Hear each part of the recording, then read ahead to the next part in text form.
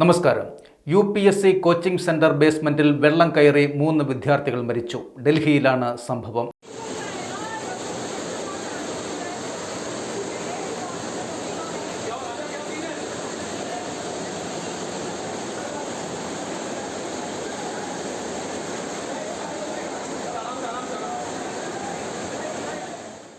ഡൽഹി രാജേന്ദ്രനഗറിലെ UPSC coaching സെന്ററായ Rau's IAS coaching centre ബേസ്മെന്റിൽ ശനിയാഴ്ച സമീപത്തെ ഓട പൊട്ടിയതിനെ തുടർന്ന് വെള്ളം കയറി 3 വിദ്യാർത്ഥികളെ മരിച്ച നിലയിൽ കണ്ടെത്തി.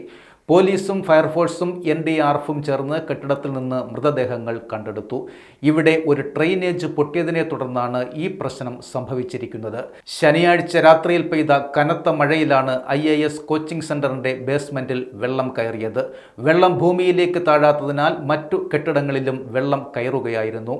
ബേസ്മെന്റ് മുഴുവനായി വെള്ളത്തിൽ മുങ്ങിയത് കാരണമാണ് അവിടെ നിന്നും ലീക്കുണ്ടായി പൈപ്പ് പൊട്ടിയത്.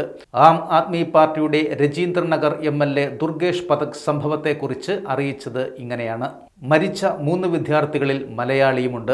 JNUവിലെ ഗവേഷക വിദ്യാർത്ഥിയായ എറണാകുളം സ്വദേശി നവീൻ ഡാൽവിനാണ് മരിച്ചത്. നവീന് പുറമെ ഉത്തർപ്രദേശ്, തെലങ്കാന സ്വദേശികളായ 2 വിദ്യാർത്ഥികളും മരിച്ചു. ഡൽഹി പോലീസാണ് ഇക്കാര്യം സ്ഥിരീകരിച്ചിരിക്കുന്നത്.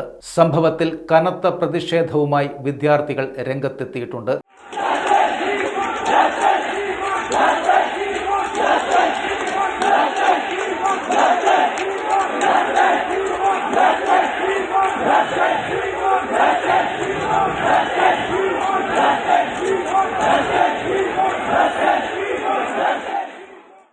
സംഭവ സ്ഥലത്തെത്തിയ ആദ്മി പാർട്ടിയുടെ MP സ്വാതി മലിവാളിനു നേരെ വിദ്യാർത്ഥികൾ പ്രതിഷേധം ഉയർത്തി.